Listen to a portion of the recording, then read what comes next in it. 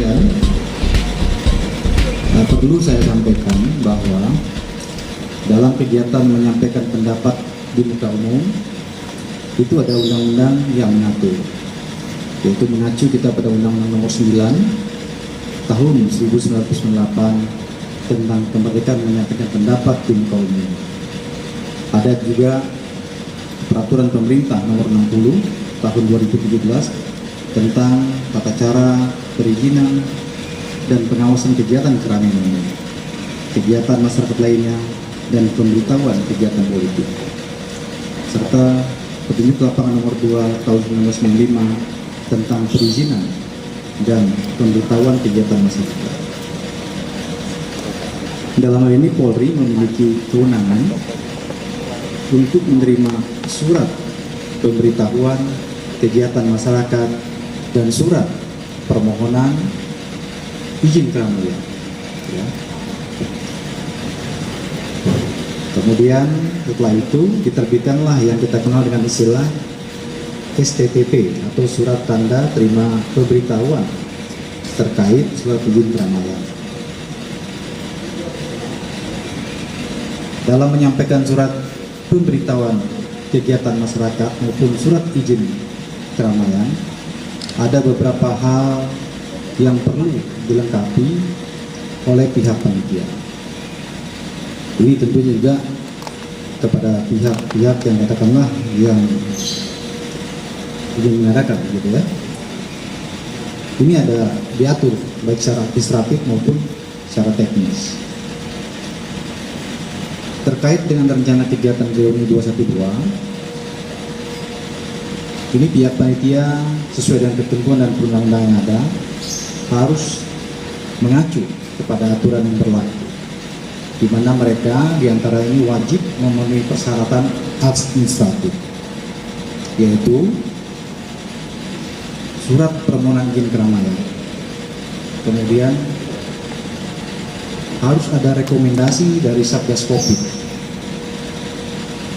karena saat ini situasi ya khususnya di wilayah hukum Polda Metro Jaya, DKI Jakarta masih dalam situasi pandemi Covid. Kemudian harus ada surat izin tempat lokasi terkait dengan tempat yang akan digunakan kegiatan itu. Izin ini tidak dikeluarkan oleh kepolisian, tetapi dikeluarkan oleh pengelola lokasi tersebut. Kemudian harus ada surat rekomendasi dari Polres. Kemudian juga harus ada juga mengajukan proposal kegiatan sehingga kita bisa tahu kegiatan itu menghadirkan berapa orang, kemudian temanya apa, konsepnya apa. Ini menyangkut nanti dengan pola pengamanan tentunya apabila kegiatan tersebut mendapat izin. Apabila kegiatan tersebut berskala nasional atau internasional, maka izin keramaiannya ini penerbitannya oleh Mabes Polri. Itu ketentuan dalam peraturan perizinan. Kemudian setelah kelengkapan administrasi yang dilengkapi panitia, ini pihak kepolisian ya sesuai dengan SOP-nya, ini nanti akan melakukan penelitian, kemudian peninjauan lokasi, koordinasi, analisa terhadap tempat kegiatan. Namun ya, ini juga perlu diketahui ya, apabila panitia tidak dapat melengkapi ketentuan-ketentuan seperti yang disampaikan tadi, maka pihak kepolisian khususnya Polda Metro Jaya ini tidak menerbitkan surat izin keramaian terhadap kegiatan yang diajukan. Pada intinya ya, kepolisian dalam hal ini Polda Metro Jaya menjunjung tinggi tentunya demokrasi. Namun demikian, pada kesempatan yang baik ini juga saya ingin menyampaikan kepada semua masyarakat, khususnya warga ibu kota, bahwa kita saat ini sedang menghadapi pandemi COVID. Oleh sebab itu, saya mengajak kita semua untuk berempati terhadap situasi yang ada saat ini, khususnya terhadap pada korban COVID, para nakes, masyarakat yang telah berjuang selama ini. Oleh karena itu, ya, Polri merasa bertanggung jawab untuk mengatur, ya, semua kegiatan masyarakat agar dipastikan Jakarta tetap aman dan sehat.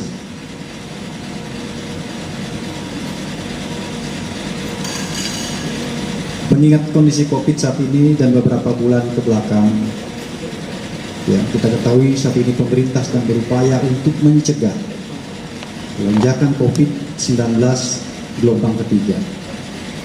Gelombang pertama dan kedua sudah kita rasakan bagaimana dampaknya yang memakan korban cukup banyak. Perlu juga kita ingat, pasca liburan Lebaran, ya, yang lalu, Idul Fitri pada bulan Mei, di wilayah hukum Polda Metro Jaya mengalami pelonjakan COVID. Kasus positif aktif naik secara signifikan mulai tanggal 6 Juni 2021 sebanyak 11.516. Kemudian pada tanggal 8 Juli sebanyak 102.000 kasus. 12 Juli turun menjadi 82.687. Kemudian naik lagi pada tanggal 16 Juli, ya, ini sebagai puncaknya, sampai dengan 113.000 kasus.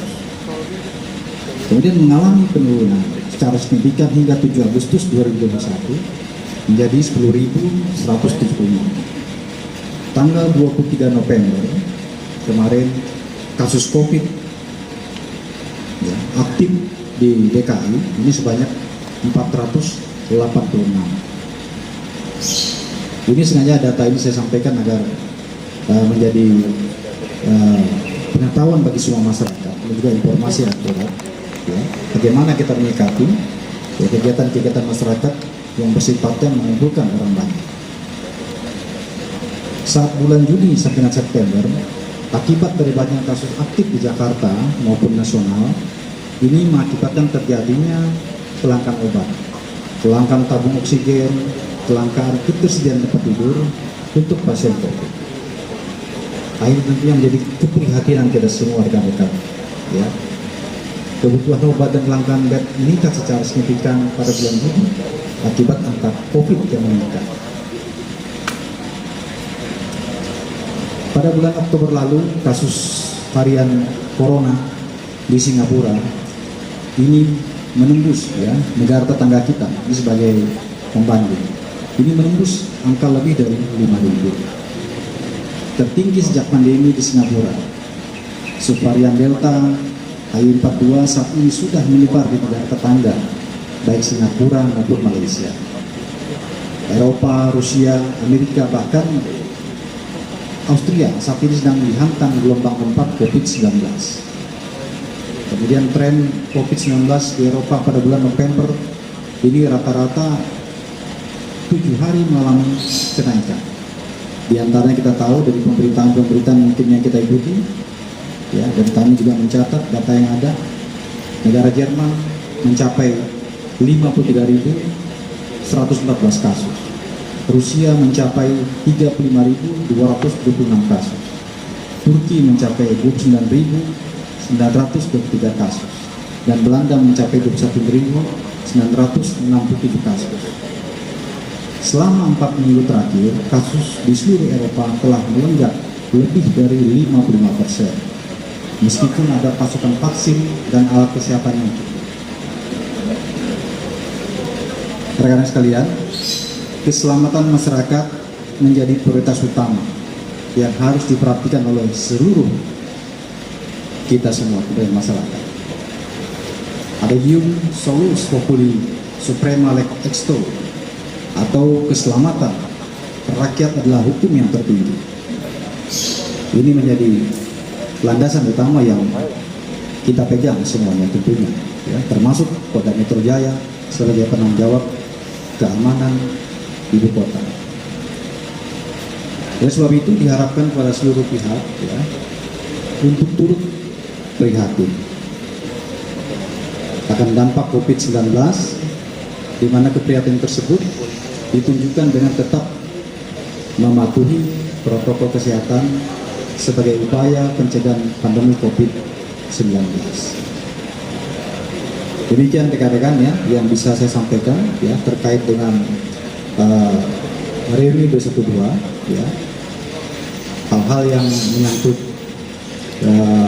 kegiatan tersebut saya sudah sampaikan tadi ya, bagaimana harus memenuhi aturan ya, mengacu kepada ketentuan yang berlaku.